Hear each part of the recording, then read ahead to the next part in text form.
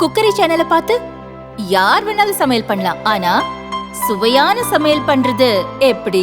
நான் இதயம் நல்லெண்ணெயில சமையல் பண்றேன். ஆஹா ஓஹோன்னு பாராட்டுறாங்க. நீங்களும் இதயம் நல்லெண்ணெயில சமையல் பண்ணுங்க, பாராட்ட வாங்குங்க. தினம் தோறும் வாங்குவே இதயம் இதயம்.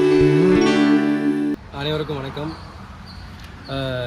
இன்றைய நாள் பாட்டாளி மக்கள் கட்சியின் நிறுவனர் தலைவர் ஆகிய ஐயா அவர்களை மருத்துவமனையிலிருந்து வந்ததற்கு பிறகு இன்று சந்தித்து சில ஆலோசனைகளை ஐயா வழங்கினார். அதே போல் ராணிப்பேட்டை மாவட்டம், கிருஷ்ணகிரி மத்திய மாவட்டம் இன்றைக்கி நியமனங்கள் இருந்தது. அந்த நியமனங்கள் எல்லாம் முடித்துவிட்டு ஐயா அவர்கள் டிசம்பர் மாதம் நடக்க இருக்கிற வன்னியர் சங்க ஆர்ப்பாட்டத்தின் சம்பந்தமாக சில ஆலோசனைகளை தந்தார்.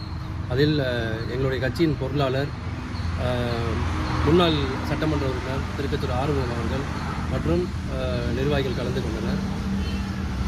அதில் ஐயா அவர்கள் இந்த ஆர்ப்பாட்டத்தை எப்படி செய்ய போகிறோம், அதே போல் இந்த ஆர்ப்பாட்டத்திற்கான முன்னேற்பாடுகள் எப்படி இருக்க வேண்டும் என்று ஐயா அவர்கள் ஆலோசனை வழங்கினார்.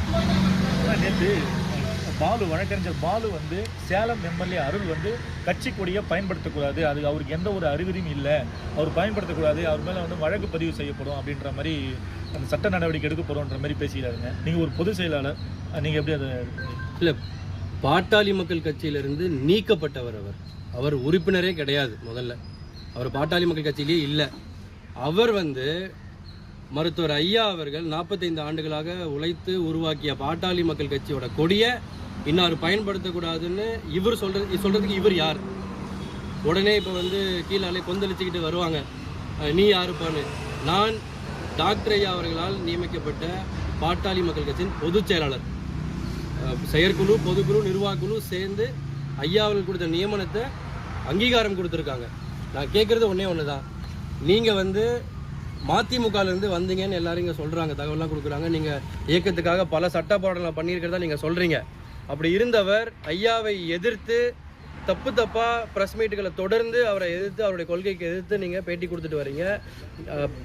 பாட்டாளி மக்கள் கட்சியோட அங்கீகரிக்கப்பட்ட வேட்பாளராக சட்டமன்ற தேர்தலில் நின்று மாம்பழம் சின்னத்தில் வெற்றி பெற்றவர் எங்களுடைய சேலம் எம்எல்ஏ அருளன் அவர்கள்.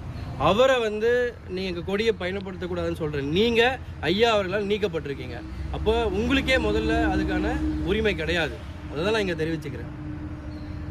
இளைஞர் சங்க மாநாடு இன்னைக்கு தமிழக நிர்வாகிகள் கூட்டம் இன்னைக்கு சென்னையில் அன்புமணி தலைமையில் நடக்குதுங்க. அதுக்கு ஆனால் நான் என்ன சொல்கிறேன்னா, அவர் முன்னாள் சட்டமன்ற உறுப்பினர், தேர்தல் நேரங்களில் எனக்கும் நிறைய உறுதுணையாக இருந்திருக்காரு கணேஷ்குமார் அவர்கள். ஆனால் அவர் ஒரு கூட்டத்தில் சொன்னாருங்க, மைக்கை பிடிச்சி ஒரு கூட்டத்தில் சொன்னார், இந்த மாதிரி ஐயா சின்னையா இந்த மாதிரி நெருக்கடியான இருக்கிற சூழ்நிலையில் ஒரு உண்மையான தொண்டன் என்ன பண்ணுவான்னா, ஐயா சின்னையா சேர்ந்ததுக்கப்புறம் நாங்கள் பொறுப்பு வாங்குறோம்னு சொல்லுவாங்க அப்படின்னு சொன்னார். ஆனால் இன்றைக்கி அவர் ஒரு பொறுப்பு, சின்னையா கிட்ட பொறுப்பு வாங்கிட்டு வந்திருக்கார். பொறுப்பு வாங்கிட்டு அவர் கூட்டம் போடுறார். இப்போது இதை இப்போ அவர் எப்படி உண்மையான தொண்டனா இல்லையாங்கிறது நான் பொதுமக்கள்கிட்ட விட்டுறேன், அவங்க முடிவு பண்ணிப்பாங்க. அவங்க கூட்டம் நடத்துறது எல்லாம் பண்ணுறது எல்லாம் சரி. நான் என்ன சொல்கிறேன், டாக்டர் ஐயா அவர்களை எதிர்த்து அவரை தோற்கடிக்கணும்னு முயற்சி பண்ணுற எதுவுமே கண்டிப்பாக சாத்தியமாகாது. எல்லாமே தோல்வியில் தான் முடியும். அதை விரைவில் ஒப்புக்கொண்டு எல்லாரும் சேர்ந்து ஐயாவுடன் பயணிக்கணுங்கிற எண்ண ஓட்டத்துக்கு வரணுங்கிறது தான் என்னுடைய வேண்டுகோள். அன்புமணி அண்ணா தலைவர் சொல்லிக்கிறாரு, அவர் கூட இருக்கிறவங்க எல்லாமே அவர் உடல்நிலையை வச்சுக்கிட்டு ஐயா ஐயாவுடைய உடல்நிலையை வச்சுக்கிட்டு தேவையில்லாத வேலை பார்க்குறாங்க, அவங்க தொலைச்சிருவேன் அப்படின்ற மாதிரி இருக்கிறதுனா ஒன்றா தொலைச்சிருவேன்ற மாதிரி கடந்த அதுக்கு நான் விரிவாக அறிக்கை கொடுத்துருக்கேங்க. அந்த அறிக்கைக்கும் நிறைய எதிர்வினை ஆட்டுறாங்க.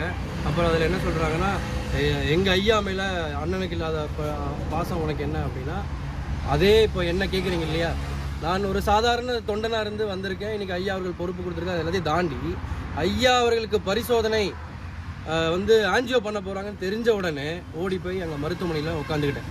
அந்த காரிடார்லேயே நின்றுக்கிட்டேன். ஐயாவை ஒரு முறை 2 முறை சந்தித்தேன். அந்த காரிடார்லேயே நின்றுக்கிட்டேன். அந்த மாதிரி நீங்கள்லாம் ஏன் வரல, பாசம் இருக்குன்னு சொல்கிறவங்க ஏன் ஐயாவை சந்திக்கலை, ஏன் ஐயா கூட அந்த 3 நாள் அங்கே இல்லைங்கிறது தான் இப்போ கேள்வி. அவர் அண்ணன் தொலைச்சிருவேன்னு சொல்லியிருக்கிறது உண்மையிலேயே எங்களுக்கு ஒரு மாதிரி ஷாக்கிங்காக இருக்குது. ஏன்னா ஐயாவை கூட உறுதுணையாக நிற்கிறோம். இன்ஃபேக்ட் அண்ணனுடைய வேலையை தான் இப்போ நாங்களாம் செஞ்சுக்கிட்டு இருக்கோம். அண்ணன் அங்கே மருத்துவமனையில் பார்த்துட்டு அந்த பேட்டி கொடுத்துட்டு போனதுக்கப்புறம் தான் எல்லோரும் வர ஆரம்பித்தாங்க. அப்போ எல்லாரும் வர ஆரம்பிச்சதுக்கு அப்புறம் தான் எல்லாருக்கும் தெரியவே ஆரம்பிச்சது. அண்ணனோட பேட்டியில் தான் தெரிய ஆரம்பிச்சது. இது நான் விரிவாக என்னுடைய அறிக்கையில் கொடுத்துருக்கேன். ஆனால் இதை விட ஒரு முக்கியமான ஒரு விஷயத்த நான் சொல்லணும். கிட்டத்தட்ட எனக்கிட்ட ஆதாரம் இருக்குது. எப்படின்னா, ஒரு வீடியோ ஒன்று வந்திருக்கு. அங்கே பனையூரில் வந்து அவங்க வந்து அந்த வார் ரூம் வச்சுருக்காங்க இல்லையா, அந்த வார் ரூமில் ஐயா அவர்களுடைய அறிக்கை வந்து ஆக்கப்பூர்வமானது எப்போவுமே.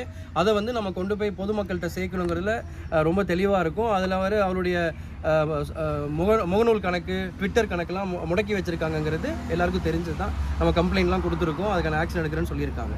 சரி, ஏதோ நம்ம இப்போ ஒரு புது அக்கௌண்ட்டை தற்காலிகமாக ஓப்பன் பண்ணுவோம். ஓப்பன் பண்ணிவிட்டு நம்ம வந்து ஐயாவோட அறிக்கையை வெளியில் பொதுமக்களுக்கு காட்டுவோம். ஏன்னா ரொம்ப ஆக்கப்பூர்வமான நிறைய மீடியாவோட அதுலேருந்து தான் குறிப்பெடுப்பாங்கிறத நம்ம கேள்விப்பட்டிருக்கோம். நிறைய பேருக்கு ரீச் ஆகிற ஒரு விஷயமா இருக்குது. அப்படிங்கிறதுக்காக நம்ம ஒரு அக்கௌண்ட் ஓப்பன் பண்ணுறதுக்காக அன்றைக்கி ப்ரெஸ் கிளப்பில் எல்லாரையும் சந்தித்து அதெல்லாம் ரிலீஸ் பண்ணோம்.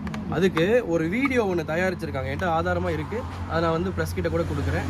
அந்த வீடியோவில் வந்து எப்படி வந்து புதுசாக உருவாக்கியிருக்கிற அக்கௌண்ட்டை நம்ம வந்து ரிப்போர்ட் அடிக்கணுங்கிறத விரிவாக ஒரு 30 செகண்ட் வீடியோ அவங்களே உருவாக்கி கொடுக்குறாங்க. அப்போது திட்டமிட்டு இந்த மாதிரி நீங்கள் எங்கேயாவது ஐயா கூட இருக்கிறவங்க பண்ணதை பார்த்துருக்கீங்களா? இல்லை. ஆனால் அதே வந்து அங்கே பனையூரில் இருக்கவங்க வார் ரூமில் உட்காந்து பேசி இந்த மாதிரி இப்படி தான் ரிப்போர்ட் அடிக்கணும், இப்படி ரிப்போர்ட் அடித்தா தான் ஐயாவோட அக்கௌண்ட்டை முடக்குவாங்க, அப்போ தான் அவர் அறிக்கை வெளியே வராதுன்னு திட்டமிட்டு செஞ்சுக்கிட்டு இருக்காங்க. இதை வன்மையாக பாட்டாளி மக்கள் கட்சியோட பொதுச் செயலாளராக இதை வன்மையாக கண்டிக்கிறோம். நீங்கள் எவ்வளவு முடக்க முயற்சி பண்ணாலும் டாக்டர் ஐயா தான் நம்மளுடைய பிராண்டு. தேர்தல் வரப்போகுது. தேர்தல் சந்திக்கணும்னா நிச்சயமாக மருத்துவர் ஐயாவோட முகம் இல்லாமல் நம்ம சந்திக்க முடியாது. இதை விரைவில் தீர்வு காண்றதுக்கு நம்ம சின்னையா அவர்கள் ஒரு முடிவெடுக்கணும்னு கேட்டுக்கிறேன்.